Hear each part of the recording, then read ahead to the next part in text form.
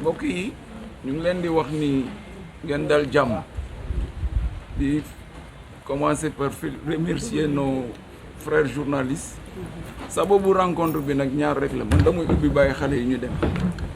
dañu constater depuis un certain temps à la Médina heure bu fi Barthélémy duggee wala mu jaar fi mu am fitna te fitna bi du jóge ci moom ñaareel bi il fait l'objet d'attaque mais kenn déggu ko mu tontu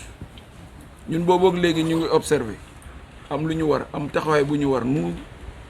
taxawu de la Médina am nañ taxawaay bu ñu war par rapport ak situation bi nga xam ne mu ngi évoluer depuis un certain temps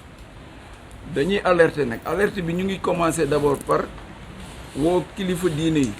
attirer seen attention ci benn fait ñu ngi bëgg a doy waar te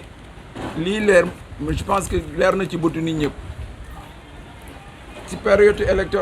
campagne électorale bi Médina am na violence am na bain de sang am na arrestation ñu passé étape boobu yaakaaroon ne day jeex ña mu seqaloon fitna yooyu àndaat nañu kenn déggaatul fitna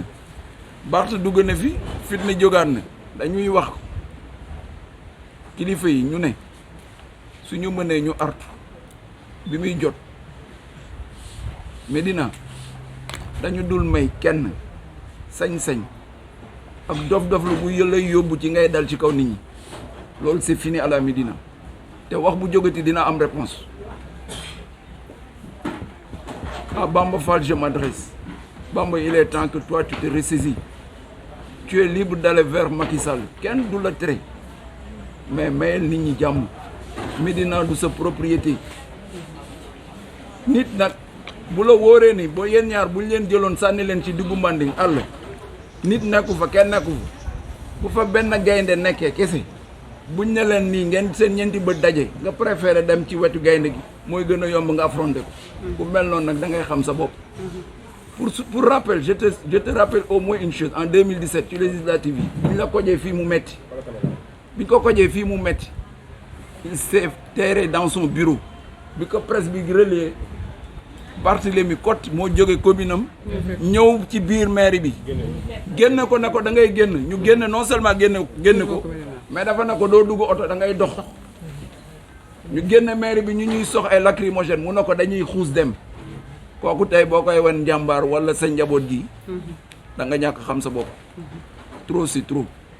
on ne peut plus continuer cette situation day dakk ci nii wala nële wala loo fi bax ñu ngeer ko loo fi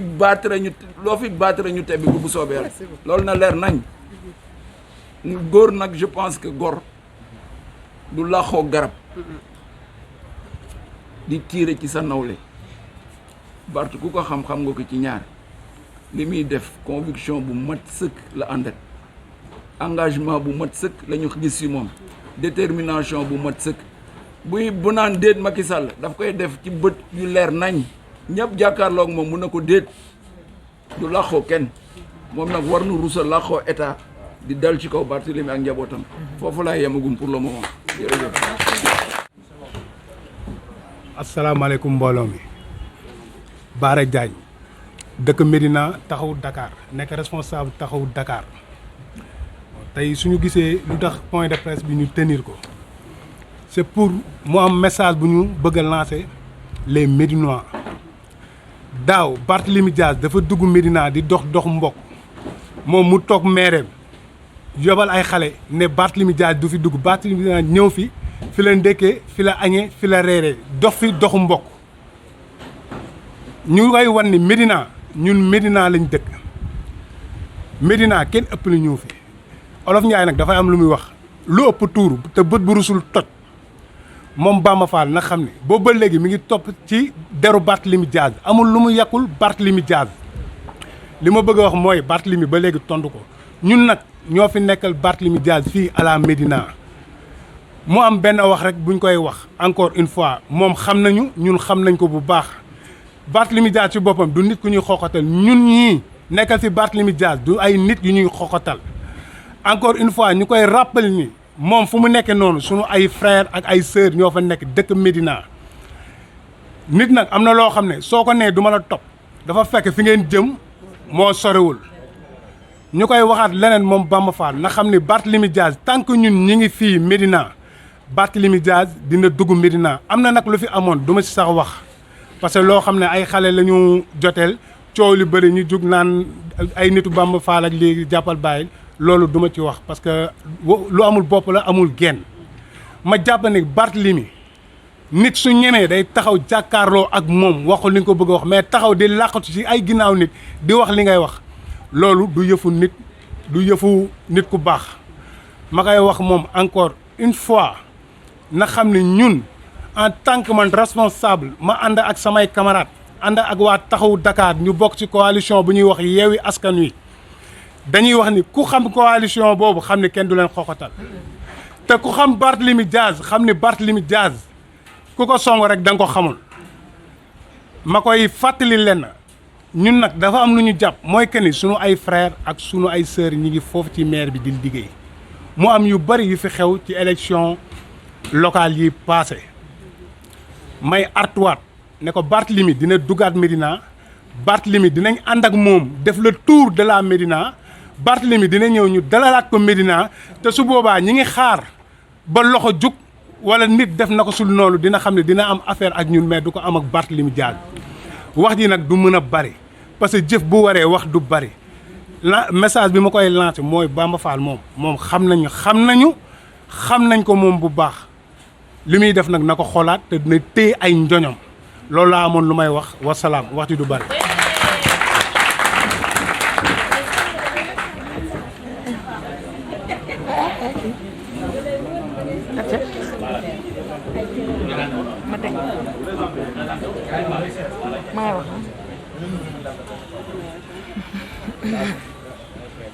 waaw asalaamaaleykum maa ngi tudd Adja Aïssatou Gueye di responsable taxawu Dakar fii ci Médina di nuyu ñëpp di leen ziar li ñu fi tax a toog nag wax ji du gudd du gàtt ndax wolof Njaay dafa ne bët bu rusul toj dafa am yenn façon yoo xamante ni bu ko nit di def donc dañuy foog ni da nga màndi wala dañ la liggéey wala dara mais nga di ko def ak sa propre gré ndax dafa am loo xamante ni nit ki doo jaar ak moom foofu ba pare ëlbatiku mel na neen ñun nag ñu ngi koy wax ni nu ko neex na ko mel safuñu man nag li may wax damay interpeller di woo waa Médina di leen wax ni waa Médina muy yaay di papa di doom di jarbaat di dëkkandoo Médina ñun ñëpp ñoo ko bokk bu leen nangu nit di leen wax lii wala laa Barthélémy dafa jël waa Médina def leen ci xolam taxawuñu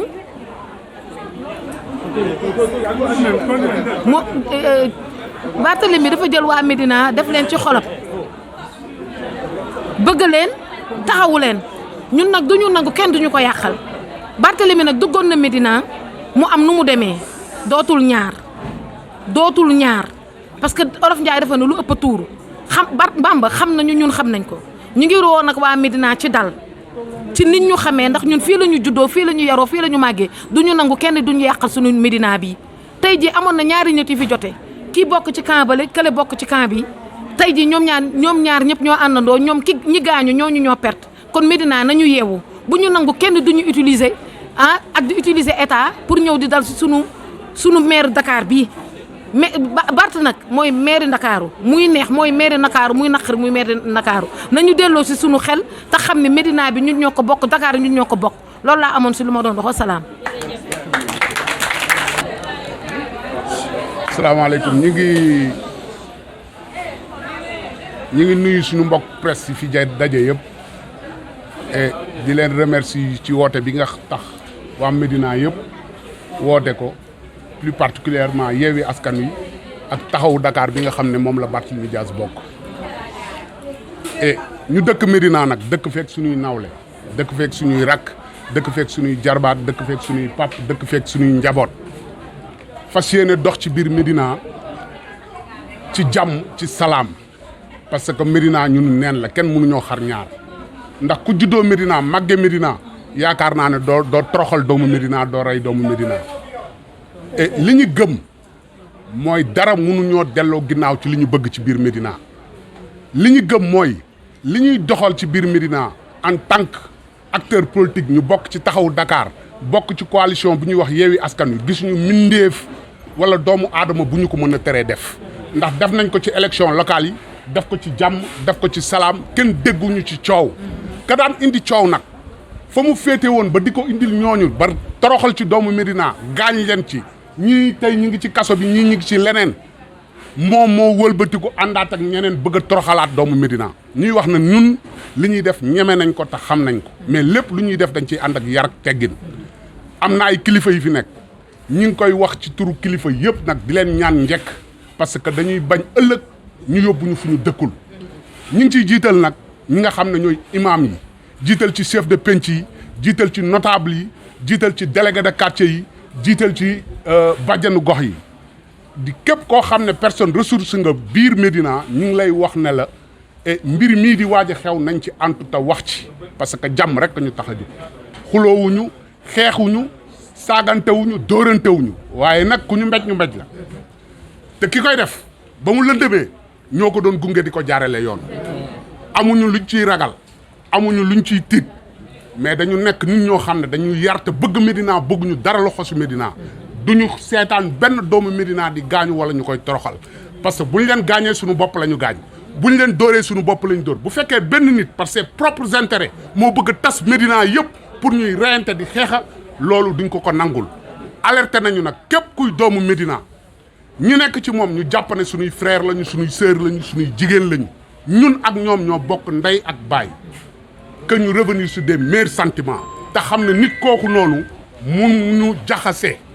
moom position bi mu jël na ko respecté mu jël ko bàyyi nit ñi jël seen position Barthélémy Dias ëpp ñu fulla ëpp ñu fayda soxlawuñu ko ci biir Médina pour mu régler ñu suñu problème ñun les Médinois ñoo koy régler à notre manière ci discipline ci fayda ci fulla du ci nekk di commentaire ñii fi nekk di dof-doflu suñu njaboot lañu alerté nañ leen wax leen ñu ànd ak dal te yaru te xam ne li ñu bokk mooy Médina Médina nag comme dañ ko bokk ko ci ay ci waajur bokk ko ci njaboot nañ ci ànd ak dal te delloo ci seen xel ki leen yóbbu ci son propre intérêt ëllëg bu méttee ñi yóbbuwoon kaso ma nga ca leneen tàmm na ko nag tey fii suba fële ñun demuñu dikkuñu la ñu gëm dañ ko gëm bu ñu nee waaw la bu ñu nee déet la noonu la ñuy ànd ak suñuy nawle noonu la ñuy ànd ak suñuy morom la ñu gëm dinañ ko doxal ci nii mbaa ci nee foofu la doon kaddu yi gën a gàtt loolu rek lañ ci wax di ñaan jàmm gu sax nag ci biir Médina wasalaam.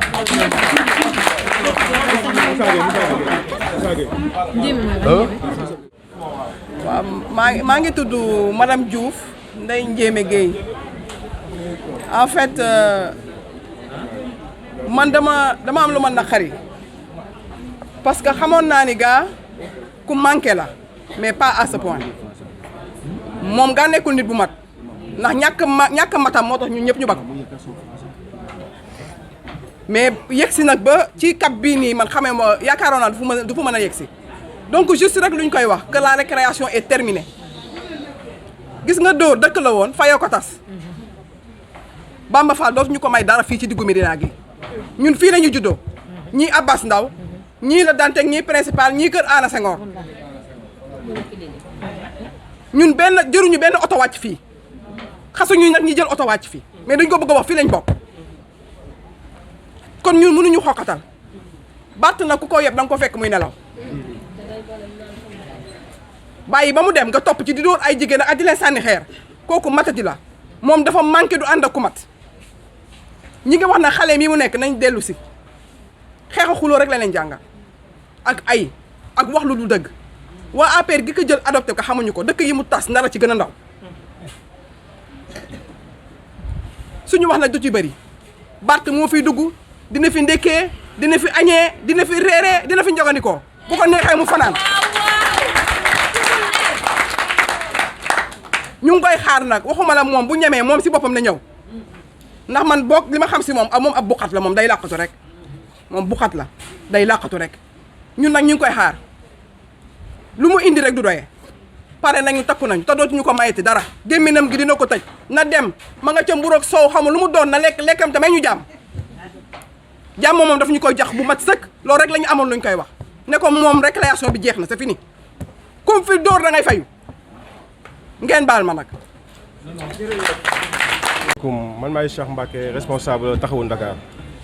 wax ji nag xam naa ni du mën a bare parce que l'essentiel a été dit parce que par mes responsables Médina suñu Médina la ñun ay doomu Médina ay doomu Médina lañu fii lañu juddoo fii lañu màggee fii lañu yaroo bu fekkee nag le maire de la Médina xamul li ko fal bu boobaa li koy fal dafa yomb ñun ñoo ko fal doomu aadama nag bu fekkee da nga yaakaar ni ñi la fal tey jii nga bëgg xeex ak ñoom tey jii boo xoolee tey la majorité ñi nekk fii ñëpp ci moom la ñu nekkoon ñenn yi il les a humiliés ñenn yi il les a massacrés moom boppam moo ko ñor ba ma fal boppam kese moo ko ñor amul leneen lu dul boppam amul xarit amul àndandoo ñi mu yónni nag bu fekkee moom moo leen yónni on se connaît te on sait qui est qui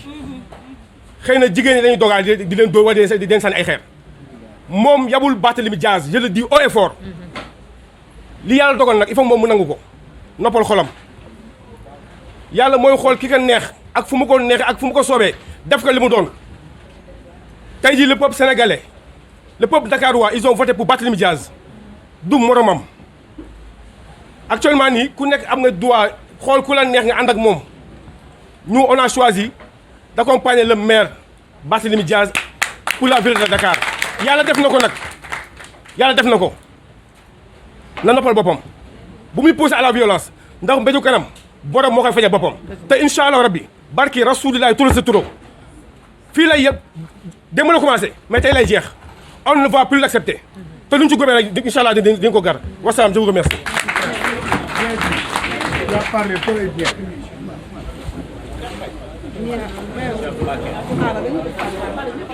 Parité.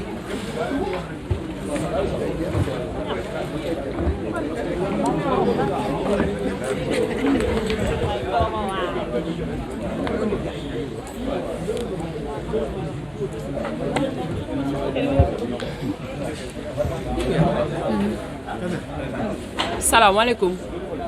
man la Sophie Diong nekk responsable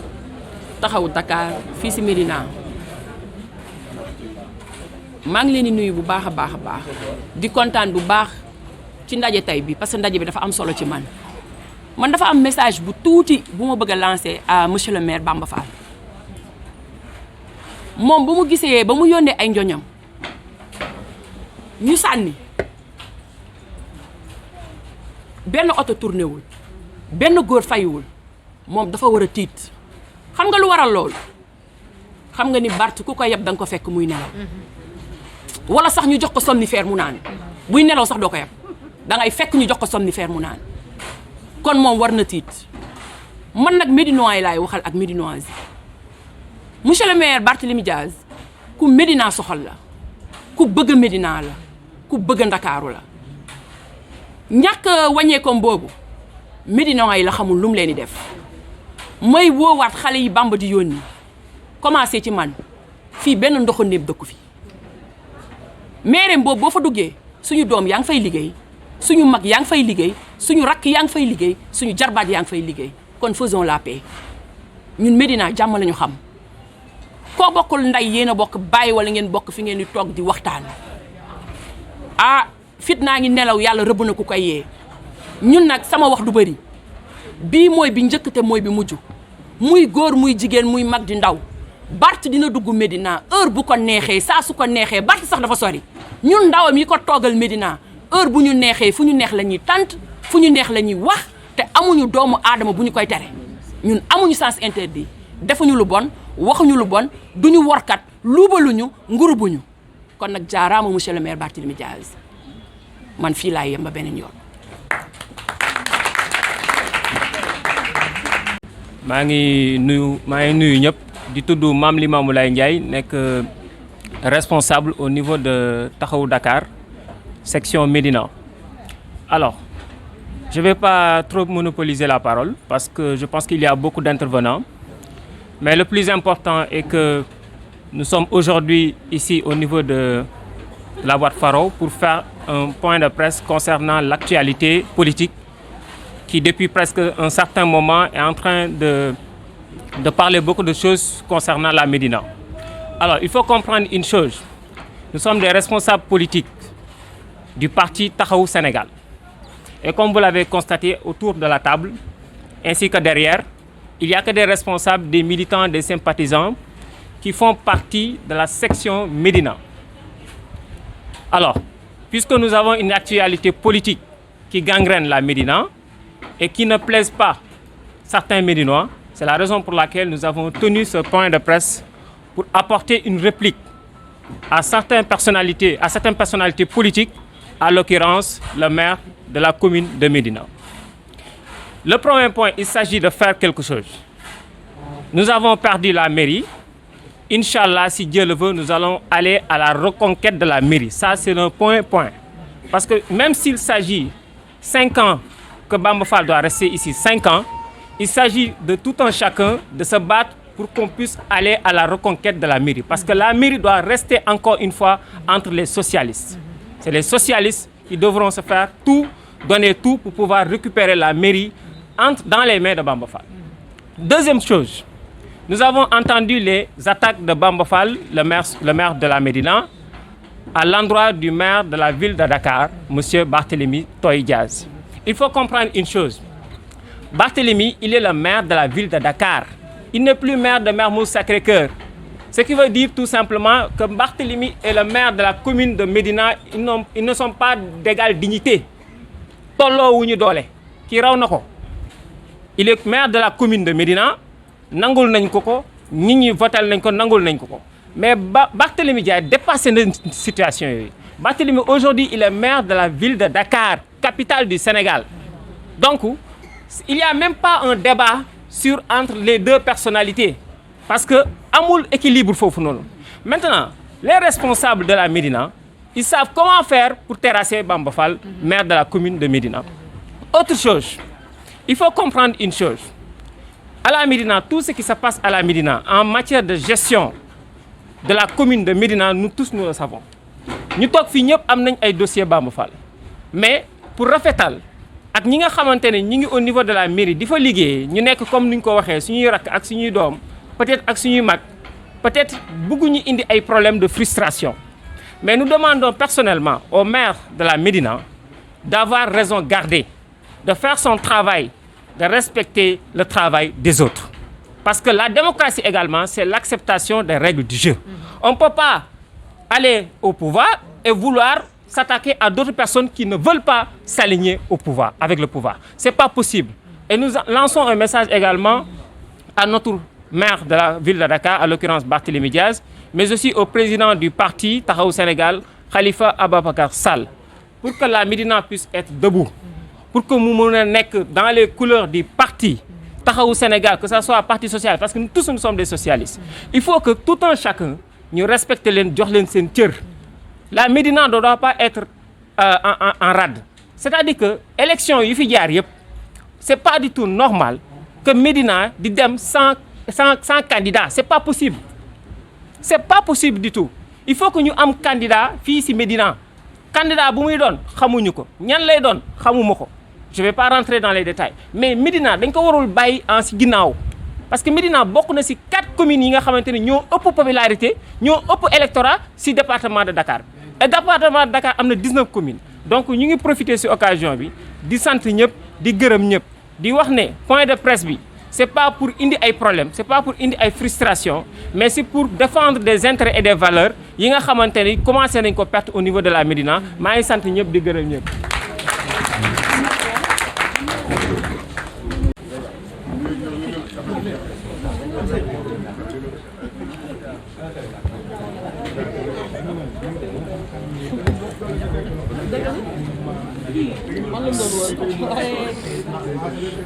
Salaamaaleykum maa ngi nuyu ku nekk sa tur ak sa sant. Je m'appelle Tamsir Sow. Je suis responsable des jeunes au niveau de la Médina Taxawu Sénégal. Di sant assistance bi ñëpp di sant suñu mbokk Médina yi teew di sant samay responsable yi fi teew. Doon wax ni benn éclaircissement rek nañuy andi. Je pense que on ne va pas monopoliser la parole di fi wax ay lu am bopp ak lu amul genn. Di remercier ñëpp ju fi jot a jaar. di wax monsieur le maire Barthélémy Dias ñun njabootu Khalifa Ababacar Sall ñu ngi lay wax njokk jal comme la ko gars yi di waxee di la wax ni tamit benn mbir dafa am loo xamante ne dafa am biir Médina ñi am lu ñu doon dàqantalee muy jom fulla ak fayda neen jàpp ni jom fulla ak fayda boobu ku nekk am na ko mu ngi suñu biir mu ngi si responsable yi fi toog mu ngi si assistance bi toog ci ginnaaw dafa am loo xam ne nag nañ koy xaar ci yow au niveau de la Médina yow yaa ni ko wax en personne yaa ne ni carrément dama bëgg am lu ma def biir Médina te gëm na ne di nga ko def di wax la waa Médina bu ñu lëndëmal seen xel buñ leen tuur buñ leen lëndëmal ndax dafa am loo xam ne Barth il n'est pas le maire de Mermoz Sacré-Cœur il est le maire de Dakar il est le maire des 19 communes de Dakar kon commune bu ci ne am nga benn budget boo xam ne alloué na ko dina ko def sa biir commune Barth ku ko xam ne day wax te waxam tamit day ànd ak jëf lépp lu mu wax Dakar waay mu ngi nekk di ko def beneen bi nag ce qui s'est passé le 21 astafurlah le 18 dañu doon dem procès je pense que nit kuy dem xamoo loo fay fekk boo dee am nga ci xel bu gàtt bu dee nit nga dafa am loo xam ne la nga ko koy ñaanal mais doo ko yéene man ku ma yéene kaso bu ma taxee boo taxee sama bambel billaahi baaluma la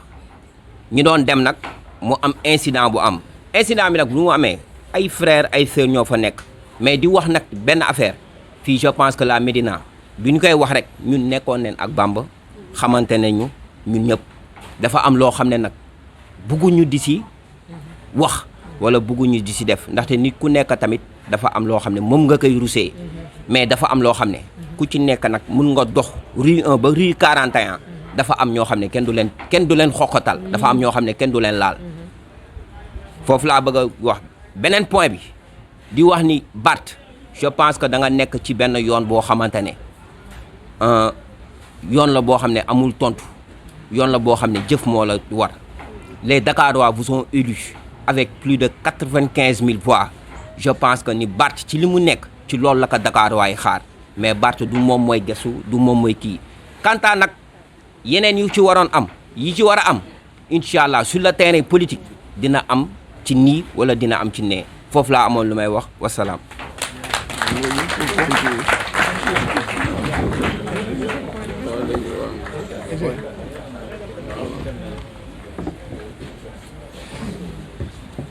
mbokk yi léegi pour conclure dañ leen di sant yéen presse bi di leen wax ni seen taxawaay auprès de taxaw ak la coalition de Yewwi kontaan nañ ci trop si seen taxawaay li may tëjee nag mooy ñu ngi dégg lu nekk am na benn télévision buy émettre à la Médina lu nekk ñu ngi ko ciy dégg mooy woo kii nga xam ni principalement moom mooy wax muy suma frère di sama mbokk di Mame Mbaye Ndoye que bu mu nangu ñu transformer ko en champion de désinformation adduna bi dara jaru fi yenn yi mën nga politique ak Bamba am nga ci droit am nga sañ-sañ am nga droit amit gis-gis bu la neex mais bu la kenn di yóbbu ci wax loo xam ne yow mi koy wax xam nga ni li ngay wax amul Barthélémy yëg bi mu yëg waa Médina ak cofeel bi mu ëmbal waa Médina moo waral mu jël suñu jigéen bi jox ko direction jël ma man dugal ma ci cabinet jël sama jarbaat bi nguuda dugal ko ci cabinet ku bañ Médina du def loolu soo dugoon demoon tey ci cabinet Barth commune bi gën a servi c'est la Médina ba ñi bokkal muy benn ñaareel bi li may moo foofu laay tëjee mooy maa ngi wax fii et c'est un défi que je lance à qui veut Inch'Allah Ta'ala de retour de voyage nous allons organiser un grand meeting au cœur de la Médina